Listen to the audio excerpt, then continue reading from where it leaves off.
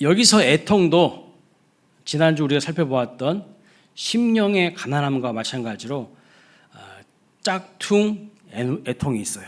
가짜 애통이 있다는 것입니다. 가짜 애통, 그게 뭘까요? 가짜 애통, 가짜 심령의 가난함에 대해서 우리 지난주에 주일날 살펴보았죠. 오늘 또 애통에 대해서 말씀하는데 가짜 애통이 있다는 거예요. 그게 뭘까? 이거예요. 자기 자신이 불쌍해서 애통해하는 겁니다. 그리고 남이 원망스러워서 애통해하는 것이 가짜 애통이에요. 다시요. 자기 자신이 불쌍해서 애통해하는 것. 남이 원망스러워서 애통하는 것. 이거는요, 진짜 애통이 아니에요. 복된 애통이 안 된다는 거예요. 애통하는 자는 복이 있나니 그랬잖아요. 복된 애통이 아니에요. 이런 애통은. 구체적으로 이런 겁니다. 나는 왜 부잣집에서 태어나지 못하고 흙수저 찢어질 정도로 가난한 집안에서 태어나서 이렇게 힘들게 살까? 이런 자신이 불쌍해서 애통해하는 것입니다. 나는 세계에서 가장 부유한 잘 사는 나라에서 태어나야 되는데 왜 나는 대한민국 저 깡촌 찢어지게 가난한 집안에서 태어나서 이렇게 힘들까? 이런 자신을 불쌍해서 애통해하는 거. 우리 청년들은 그러죠. 헬 조선이라고. 나는 왜 헬 조선에서 태어났을까? 그것 때문에 불만이 많고 애통해하는 거. 이건 전부 가짜 애통이에요. 복된 애통이 되지 못합니다. 그런데 결혼이라도 잘했으면 참 좋았을 텐데 내 인생이 좀 달라졌을 것 같은데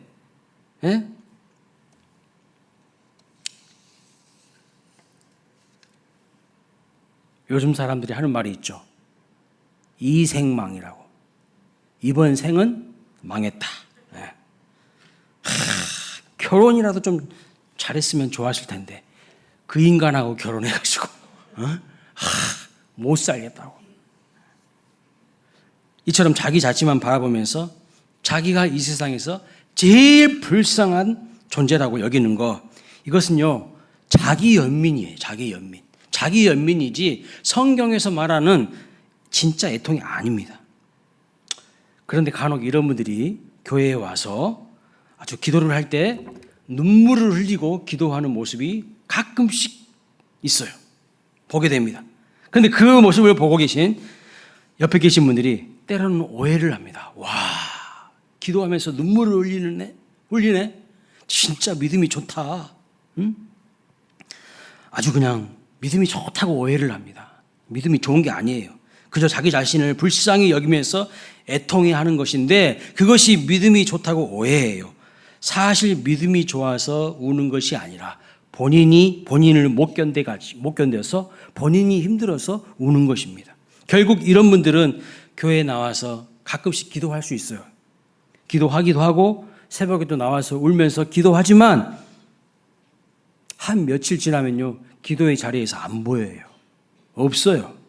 왜냐하면 자기 마음이 무언가로 채워져서 위로를 받으면요 더 이상 기도할 마음이 없어요. 교회에 나올 마음도 없고 기도의 줄을 잡을 생각도 없어요. 이런 애통은 전부 가짜 애통입니다. 복된 애통이 못 돼요.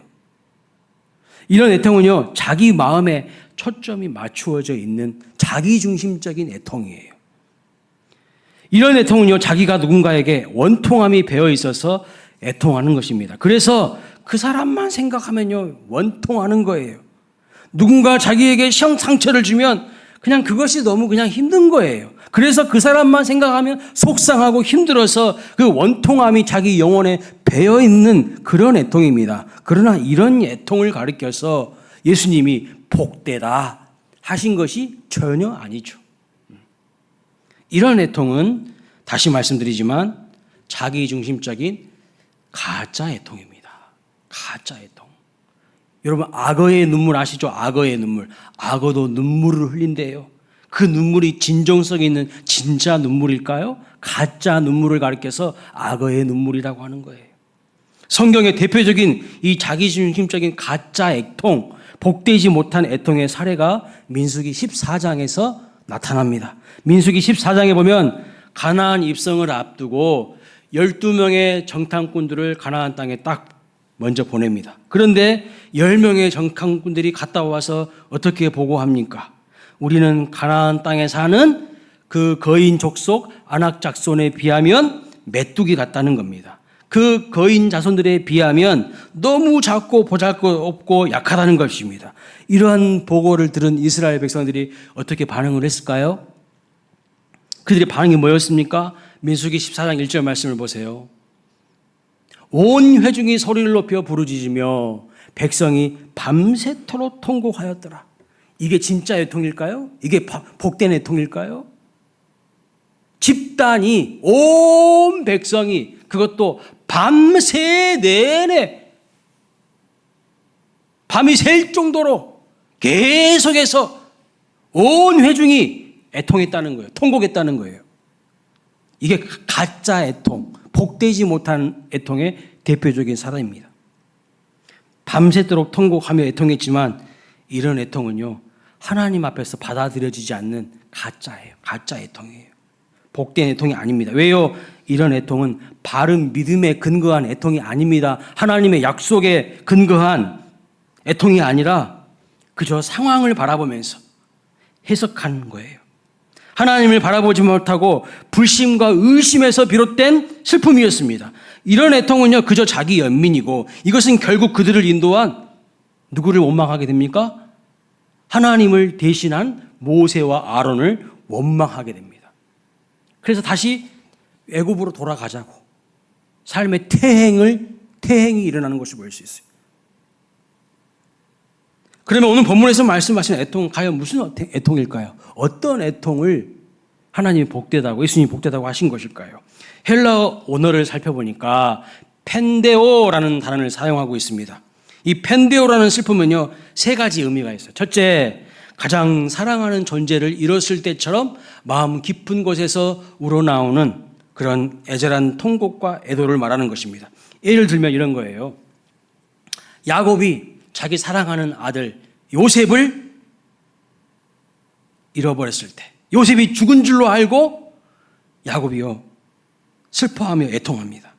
요셉의 형들이 요셉을 미디안 상인에게 탁 팔아버리는데 형들이 마치 요셉이 죽었다고 거짓으로 꾸며가지고 아버지한테 이야기를 하죠. 그때 야곱이요, 애통을 하는 거예요. 그 애통이 바로 이 펜데오라는 단어를 씁니다. 창세기 37장 34절을 보면 자기 옷을 찢고 굵은 배로 허리를 묶고 오래도록 그 아들을 위하여 애통하니, 야곱이 요셉 때문에 애통하는 거예요. 죽은 줄로 알고 자녀를 잃고 슬퍼하는 그 마음이 바로 하나님의 우리를 향한 마음, 아버지 하나님의 자녀를 향한 마음과 같다는 것입니다. 둘째는요, 자신의 죄나 세상의 죄를 보면서 탄식하면서 슬퍼하는 것을 의미합니다. 예를 들면 이런 거예요. 다윗이 밧세바를 취한 다음에 자신이 범죄한 것을 후회하며 탄식하며 슬퍼하는 것이 진짜 애통이라는 거예요. 그리고 구약의 선지자들이 세상에 물들어버리고 정체성을 상실해버린 그 성도들과 세상의 불합리한 모습들, 불의를 보면서 탄식하며 슬퍼했던 애통을 말하는 거예요. 소금이 그 맛을 잃어버리면 밖에 버려 밟힐 뿐이라고 했는데 이제 하나님의 사람들이라고 하는 저들이 변질되고 타락하여서 하나님의 임박한 형벌과 채찍에 맞아서 고통당할 것을 이미 내다보면서 탄식하며 슬퍼했던 애통을 말하는 거예요. 선지자들의 애통. 다윗이 자기 스스로 범죄하면서 그 범죄한 것 때문에 자기의 죄를 탄식하면서 슬퍼하는 애통. 이 애통이 복되다는 거예요. 이 애통이. 세 번째는요, 스스로 의롭지 못한 죄인임을 깨닫고 하나님 앞에 겸손하게 나아가는 자의 태도를 말하는 것입니다. 그럴 때 이 펜데오 애통을 말하고 있어요. 예를 들면 이런 겁니다. 누가복음 18장에 보시면 예수님이 바리새인과 세리의 기도를 비교하면서 설명하시는데, 바리새인의 기도는요, 자기의 의로 가득 차 있어요. 자기의 의. 예. 교만으로 가득 차서 기도하는데, 세리는 어떻게 기도합니까? 누가복음 18장 13절에 이렇게 말합니다. 하나님이여 불쌍히 여겨주셔서 나는 죄인이로소이다. 그래서요, 가까이 나아가지도 못해요. 부끄러워서. 내가 죄인이기 때문에. 이렇게 자기의 죄를 탄식하면서 기도할 때의 모습이 오늘 본문이 말하는 애통이라는 것입니다. 애통.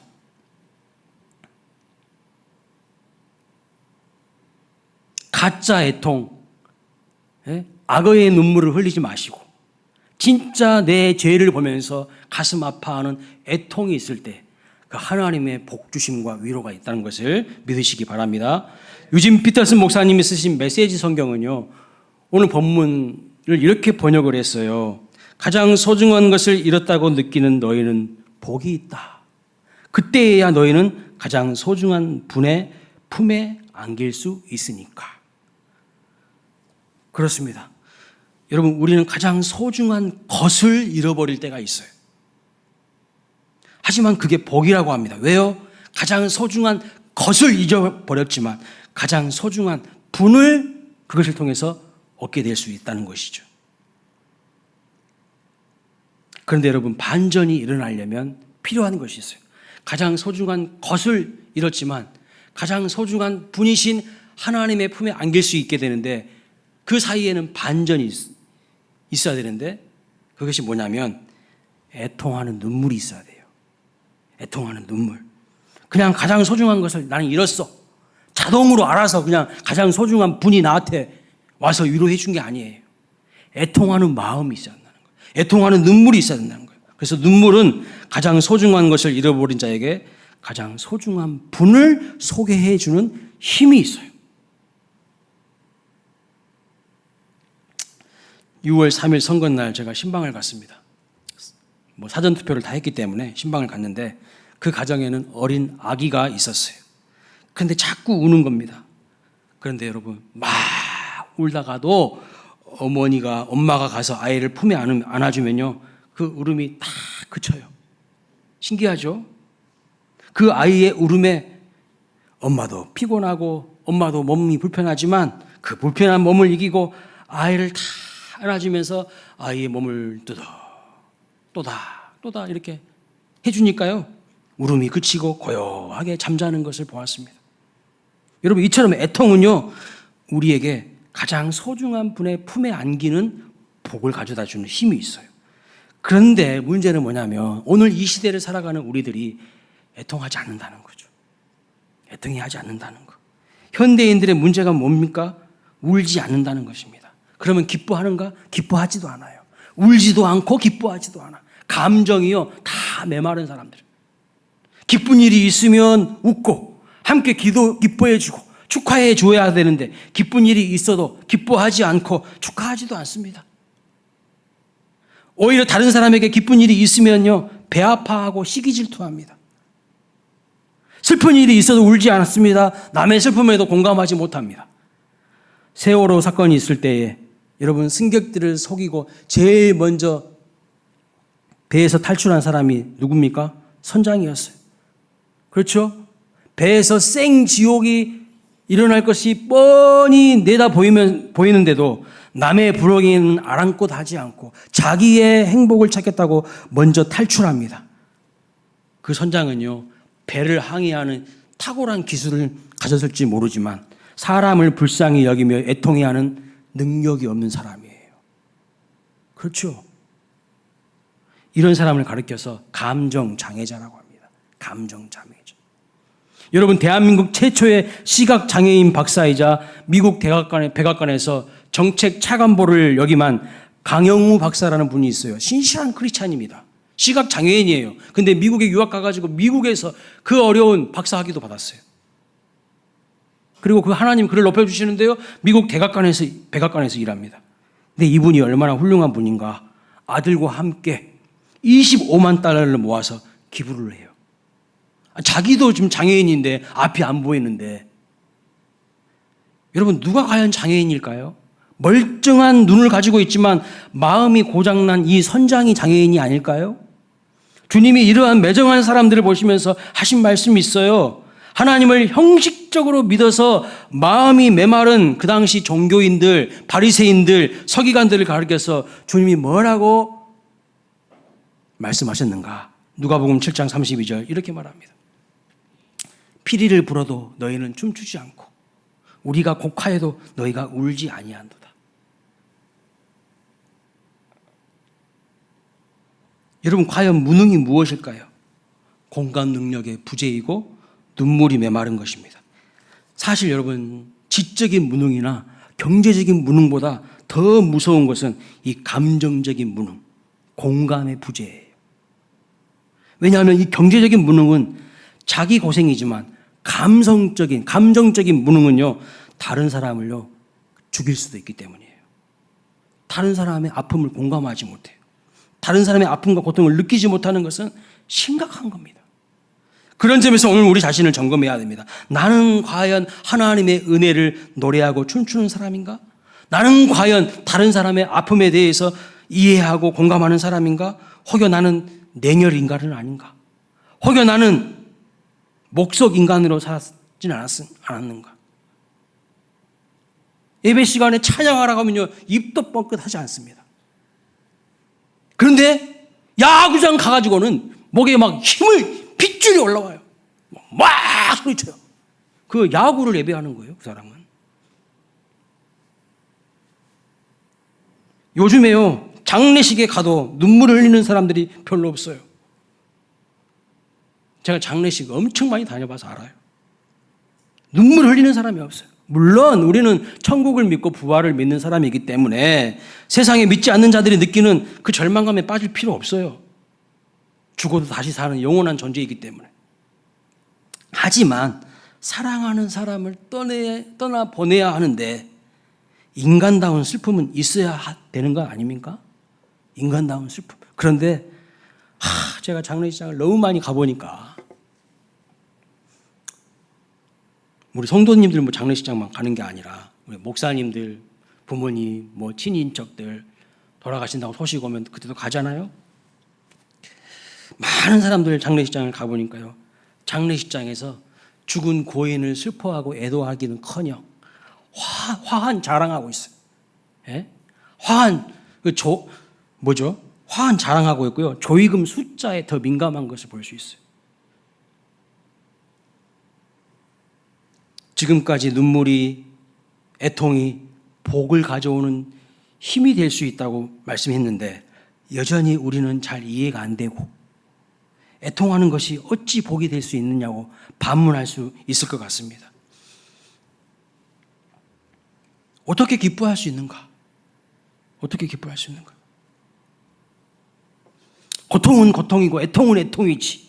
애통이 기쁨이 되고 슬픔이 어떻게 즐거움이 되냐? 어떻게 슬픔과 아픔이 복이 될 수 있냐고 이해가 잘 되지 않는다고 이야기할 수 있을 것 같습니다. 그래서 성경에서 말씀하는 이 애통이 무엇인지 조금 더 우리는 깊이 들여다볼 필요가 있어요. 고린도후서 7장 10절 말씀을 같이 한번 읽어보겠습니다. 시작. 하나님의 뜻대로 하는 근심은 후회할 것이 없는 구원에 이르게 하는 회개를 이루는 것이요 세상 근심은 사망을 이루는 것이니라. 여기 보면 하나님의 뜻대로 하는 근심이 있고요, 세상 근심이 있다고 말하고 있어요. 하나님의 뜻대로 하는 근심은 우리를 어떻게 만들까요? 구원에 이르게 하는 회개를 하도록 만들어요. 진짜 애통으로 우리를 이끌어요. 그래서 하나님의 위로를 받고 회개하고 구원에 이르도록 하나님께서 만드십니다. 그러나 세상 근심은요, 우리를 좌절과 절망에 빠지게 만들어요. 세상 근심은 남과의 비교 속에서 열등감과 절망감에 빠지게 만듭니다. 그래서 결국은 죄를 범하게 만들고 사망에 이르게 한다는 거예요. 그런데 제가 영어 성경을 보니까요, 우리말로 근심이라고 했지 영어 성경은요, 슬픔이라고 번역하고 있어요. sorrow, godly sorrow. 예, 슬픔. 하나님의 뜻대로 하는 근심을 godly sorrow, 세상 근심을 worldly sorrow 이렇게 표현하고 있어요. 그래서 하나님의 뜻대로 하는 슬픔은 우리를 어떤 마음으로 이끌까? 고린도후서 7장 11절에 이렇게 말합니다. 같이 읽어보겠습니다. 시작. 보라, 하나님의 뜻대로 하게 된 이 근심이 너희로 얼마나 간절하게 하며 얼마나 변증하게 하며 얼마나 분하게 하며 얼마나 두렵게 하며 얼마나 사모하게 하며 얼마나 열심 있게 하며 얼마나 벌하게 하였는가. 너희가 그 일에 대하여 일체 너희 자신의 깨끗함을 나타내었느니라. 네, 그렇습니다. 하나님의 뜻대로 하는 슬픔은 이런 뜻이에요. 우리로 하여금 하나님을 향한 간절한 마음으로 이끄신다는 거예요. 우리로 하여금 하나님의 말씀이 진리임을 변증하게 하고 세상의 죄와 악에 대해서는요 분노하게 하고 하나님을 두려워하고 주의 일을 향한 열심을 내게 해요. 하나님의 일을 향한 열심을 내게 하며 내 스스로를 징계하고 벌하며 결국 우리 자신을요 깨끗하게 만든다고 말씀하고 있어요. 이러한 슬픔과 근심이 하나님이 주시는 근심이에요. 하나님이 우리에게 보기를 원하시는 그 슬픔과 근심이에요. 이 근심이 우리를 회개로 더 나아가서 구원을 이루게 하는 것입니다. 그런데 여러분 성경에 보면 근심만 하다가 구원받지 못한 사람이 있어요. 근심만 하다가 하나님의 은혜 언저리에서 빙빙 맴돌기만 하다가 은혜의 보좌 앞으로 들어가지 못하고 그냥 구원받지 못한 그런 인물이 있어요. 누구냐면 부자 청년 관리였던 사람이에요. 이 사람은 부자입니다. 사회적 신분이 엄청 높은 관리예요. 거기다가 청년이에요. 젊기도 해. 모든 행복할 조건을 우리가 볼 때는 다 갖추고 있어요. 부자이죠. 높은 사회적 신분이 있죠. 몸도 건강한 청년이에요. 그러면 우리 생각에는 와 진짜 행복하겠다. 진짜 인생이 즐겁겠다. 근데 그 사람이 와서 예수님께 하는 말이 뭐예요? 나는 행복하지 않은데 어떻게 하면 행복할 수 있을까요? 어떻게 하면 영생을 얻을 수 있을까요? 그 비결이 뭡니까 예수님? 그렇게 물어보는 거예요. 그러니까 영생을 어떻게 얻을 수 있습니까? 여기서 종교적인 느낌을 딱 빼고 이야기하면 내 삶이 어떻게 기쁘고 평안하고 즐거울 수 있을까요? 그 말은 나는 지금 안 즐겁다는 거예요. 나는 지금 영생을 누리지 못하고 있다는 거예요. 좋은 질문을 한 것은 좋아요. 그런데 예수님이 이야기하시죠. 네가 주인 삼고 있는 것은 돈이잖아. 물질이잖아. 그거 가난한 자들에게 주고 너는 나를 따르라. 이렇게 말씀하셔요. 하나님보다 더 사랑하는 거, 더 가치 있게 여기는 거. 그게 뭐예요? 돈이었어요. 이 부자 청년에게는. 그래서 근심만 해요. 예수님이 분명히 말씀하셨어요. 해결책을 분명히 주셨어요. 근데 근심만 하다가 예수님 따라가지 않아요. 구원받지 못했어요. 그래서 예수님이 이 일 직후에 무엇을 말씀하시는가? 부자가 천국에 들어가는 것은 낙타가 바늘구멍에 들어가는 것보다 더 어렵다. 그 이야기를 하시는 거예요. 왜요? 부자는 돈이 자기 인생에서 제일이에요. 가장 가치 있는 것이고 자기가 제일 사랑하는 대상인 거예요. 돈을 주인 삼고 있는 것입니다. 그는 돈을 예배하는 사람입니다. 고통은 고통이고 애통은 애통이지 어떻게 애통이 되고 고통이 될 수 있는가? 부자 청년이 했던 근심은요 그냥 세상적인 근심이에요. 세상적인 근심. 어떻게 이렇게 좋은 부와 지사를 내가 포기할 수 있어? 절대 못해. 부자는 세상적인 욕심에서 비롯된 근심만 한 거예요. 오늘 우리는 어떻습니까? 세상적인 욕심에서 비롯된 근심만 하고 있지는 않습니까? 예수님이 내 삶에 찾아오셨는데 그 예수님을 진짜 만나지 못하고 예수님 주변에서 뱅뱅 돌다가 세상적인 근심만 하다가 구원받지 못해버렸어요. 얼마나 비참한 인생입니까? 그런데 여러분 삭개오라는 사람도 돈이 전부라고 생각했어요. 그 부자 청년 관리에 대한 이야기 한 뒤에 바로 삭개오 이야기가 나옵니다. 삭개오도 돈이 전부라고 생각했어요. 돈을 위해서 동족도 팔고 양심도 팔았는데 돈을 많이 벌었지만 행복하지 않고 즐겁지 않았습니다. 그래서 알았어요. 돈이 나에게 행복을 주는 건 아니구나. 마음이 무겁고 근심을 하게 됩니다. 그러다가 예수님을 만나게 되는데 돈이 주지 못하는 마음의 평안을 얻어요. 기쁨을 누려요. 예수님이 돈보다 더 귀하고 가치 있다는 것을 발견하게 된 것입니다. 사랑하는 여러분, 우리도 세상 근심을 내려놓고 하나님의 뜻대로 하는 근심과 애통을 통해서 복을 받고 누리시기를 주님의 이름으로 축원합니다. 그렇다면 우리가 어떻게 하나님의 위로와 복을 받는 애통하는 자리로 나아갈 수 있을까요? 어떻게 하나님의 뜻대로 근심할 수 있을까요? 어떻게? 내 안에 있는 죄를 발견할 때, 내 안에 있는 죄를 발견할 때 비로소 애통하는 사람이 되는 겁니다. 그래서 죄에 대해서 재발견해야 돼요. 자막이 나와야 되는데, 하나님이 뜻대로 하는 사람들은요, 근심하는 사람들은 자기 안에 있는 죄를 발견합니다. 하나님의 뜻대로 근심하는 사람들은 자기 안에 있는 죄를 발견합니다. 우리를 불행하게 만드는 것은 겉으로 보면 가난인 것처럼 보이고 겉으로 보면 질병인 것 같아 보입니다. 그런데 그 뿌리를 캐보면 거기에는 뭐가 있냐면 죄가 딱 또아리를 들고 앉아 있어요. 죄라는 것이. 왜 삶이 황폐하고 가족이 몰락합니까? 왜요? 누군가의 거짓에 속아 사기를 당했기 때문입니다. 아니면 가장이 노름과 방탕으로 가산을 탕진했기 때문입니다. 왜 나라와 사회가 휘청휘청거리고 혼돈과 공허가 가득합니까? 권력욕에 빠져서 해야 될 사명은 감당하지 않고 자리 싸움에만 혈안이 되어 있기 때문입니다. 모든 문제의 그 근원을 들어가 보면요, 거긴요 죄가 딱 또아리를 두고 있어요. 죄가 그 뿌리에 있어요. 자신의 죄이든지 남의 죄이든지 뿌리는 죄에 있습니다. 욕심, 음란, 분노, 쾌락, 그런 것으로 마음이 병들었어요. 그래서 삶을 함부로 막 삽니다. 그런데 삶을 파멸시키는 그 핵심 원인이 뭐냐는 거예요. 그건 죄입니다. 죄의 본질은 뭐냐? 하나님을 멀리하는 거예요. 하나님을 멀리하는 것.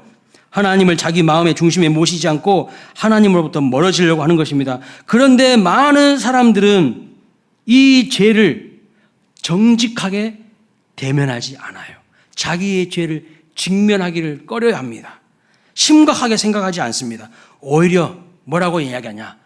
남의 탓을 하고요, 재수 없다고 하면서 운명이나 팔자 이야기를 합니다. 내가 이렇게 된 것은 다른 사람 탓이라고, 다른 사람 때문이라고, 그리고 운명이고 팔자가 이렇게 생기먹은 것이라고, 재수가 없다고 이런 이야기를 해요. 심지어 시대를 잘못하고 났다고 세월을 탓해요. 낳아준 부모님을 원망합니다.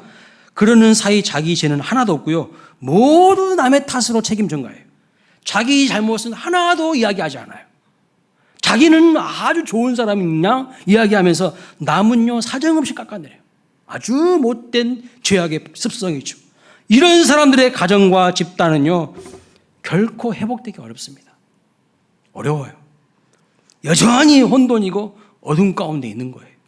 그런데 죄를 발견하기 위해서 꼭 필요한 것이 있습니다. 죄에 대해서 애통하기 위해서 꼭 필요한 것이 있어요. 그게 뭘까요? 이중잣대를 버리는 거예요. 이중잣대.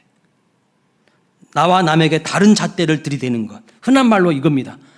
남이 하면 불륜이고 내가 하면 로맨스. 내가 하면 예술이고 남이 하면 추태야. 이중잣대로 살아가는 사람들은요 절대 자기 죄가 안 보여요. 자기 죄가 안 보인다고. 세상이 썩은 것은 모두 다 남의 탓이고 네 탓이라고 목청을 높입니다. 그러나 애통하는 자는요 그렇지 않아요. 진짜 복된 애통을 마음에 소유하고 있는 자는요 그렇지 않아요. 자기의 죄로 끊어 알아요. 그 죄를 자기의 죄로 끊어 알아요. 스데반 집사님이 돌에 맞아 죽어가면서 뭐라고 했습니까?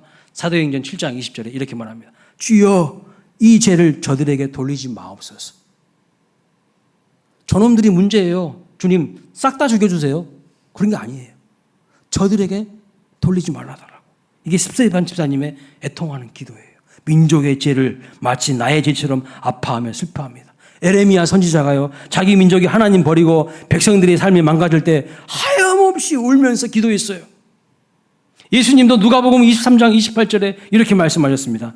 예루살렘의 딸들아 나를 위하여 울지 말고 너희와 너희 자녀를 위하여 울라. 여러분, 누가 애통할 수 있나요? 누가요? 죄를 제대로 직시하고 발견한 사람이 애통할 수 있어요. 죄의 끝이 얼마나 비참하고 고통스러운지를 아는 자들이 애통할 수 있어요. 예수 없이 살아가는 인생이 얼마나 헛된 삶인지를 깨닫게 될 때 비로소 애통할 수 있어요. 훅 불어버리면 날아갈 것 같은 그런 티끌처럼 날아가고 훅 불면 촛불처럼 꺼져버릴 우리 인생 아닙니까? 그런데 거기다가 무거운 죄의 짐까지 메고 살아갑니다. 그러니 우리는 애통할 수밖에 없어요. 그래서 하나님 앞에서 우리는 울어야 되는 겁니다. 또 죄를 버리기 위해서, 애통하기 위해서 우리가 필요한 것이 있어요. 그게 뭘까요? 쾌락마취제를 버리는 거예요. 쾌락마취제. 마취제를 맞으면요, 고통이 고통으로 느껴지지 않아요. 그렇죠?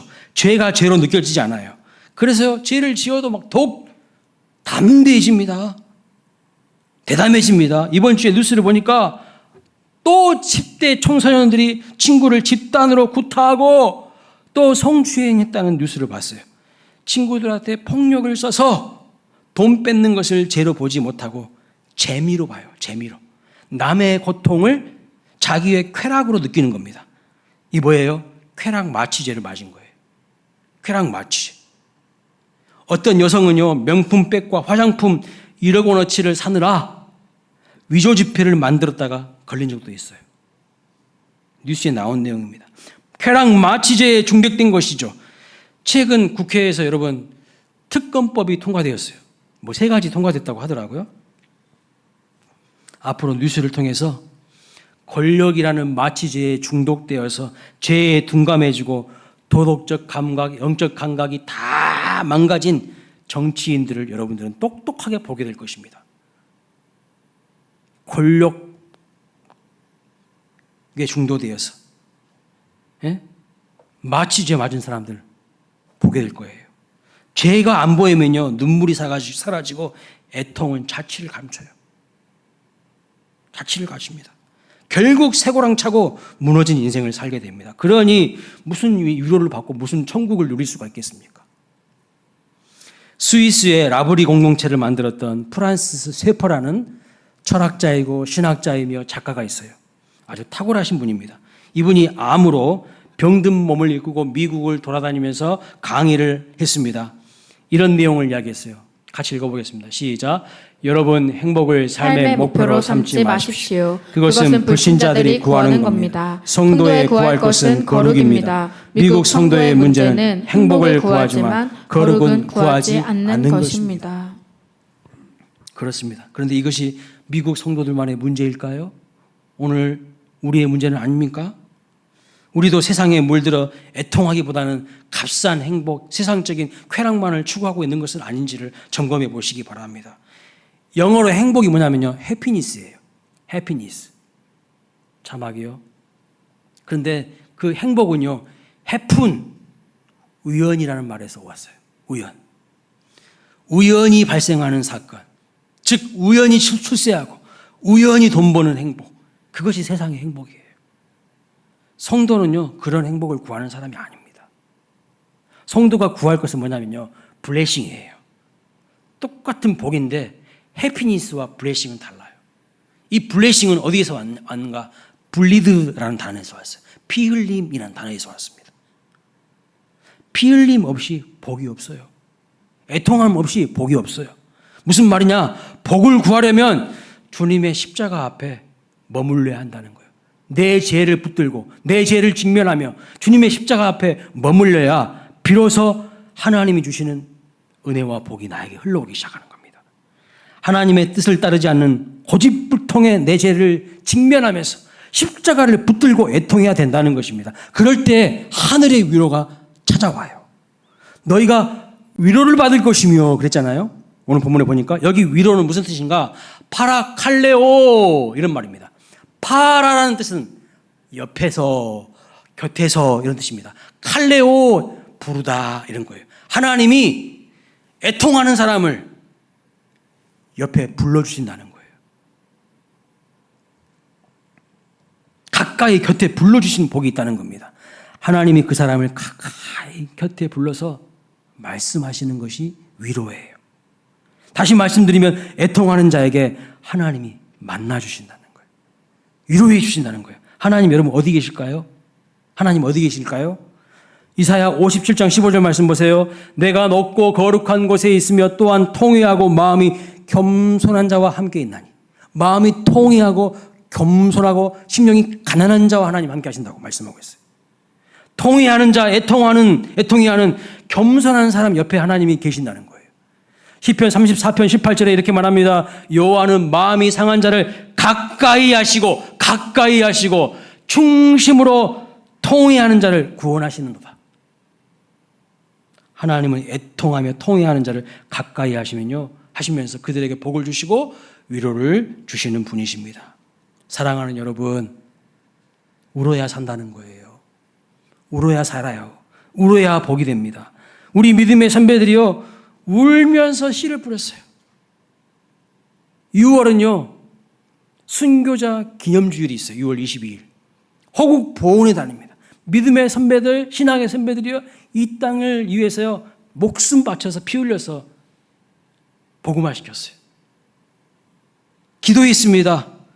그 눈물의 씨를 뿌렸더니 기쁨으로 열매를 거두게 된 것을 믿으시기 바랍니다. 그래서 오늘 우리가 있어요.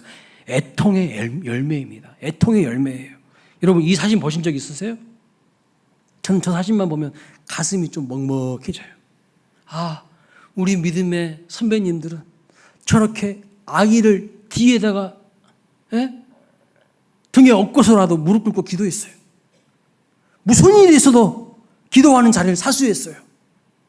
그런데 조금만 무슨 일이 생겨도 기도하지 않아요. 우리는 애통이 하지도 않아요. 무슨 복이 있겠어요? 이런 부모님들 덕분에, 이런 어르신들 덕분에 이 나라가 복을 받은 것을 믿어야 된다는 거예요. 말씀을 마칩니다.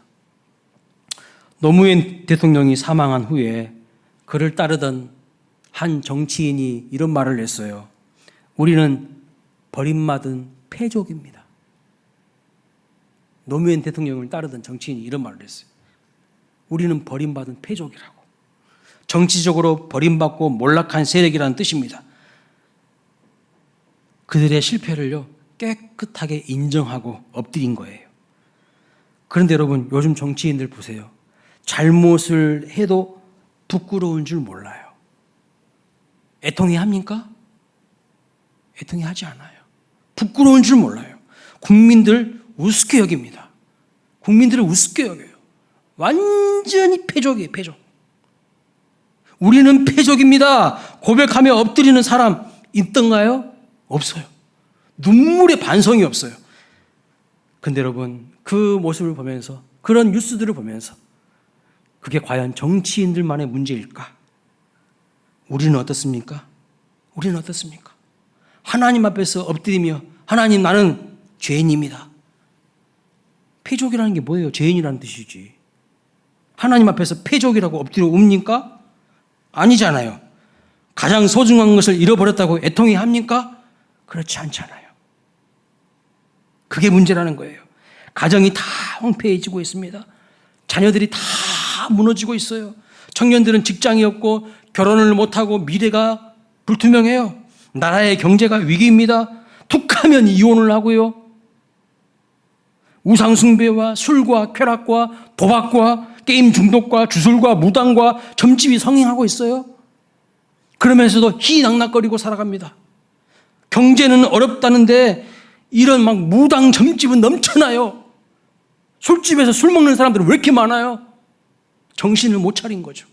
애통이 하지 않는 거예요. 자기의 죄를 직면하지 않는 거예요. 그러니까요, 하나님의 위로가 없는 거예요. 하나님의 뜻대로 하는 근심은요, 우리로 하여금 신앙에 하나님의 일을 향한 열정을 내게 만듭니다. 그런데 주의 종이라고 하는 사람들도 열정이 없어요. 십자가를 던져버려요. 붙들질 않아. 십자가 앞에 머물면서 내 죄를 끌어안고 민족의 죄를 끌어안고 울어야 되는데 안 울어요. 애통이 사라졌어요. 그리고 교회는 힘을 잃어가고 있고요. 기도는 맥이 없고요. 성도들은 더 이기적입니다. 이때 우리가 해야 될 일이 뭘까요? 뭘 하라고 말씀하시는 겁니까? 우리 모두 함께 하나님 앞에서 울며 기도하는 거예요. 하나님은 그 사람을 찾고 있어요. 내 마음으로 하나님의 마음으로 울 사람을 찾고 있어요. 울며 씨를 뿌리는 것입니다. 그리하여 반드시 하늘의 위로와 복을 받는 저와 여러분 되시기를 주님의 이름으로 축복합니다. 다 함께 자리에서 일어나셔서 우리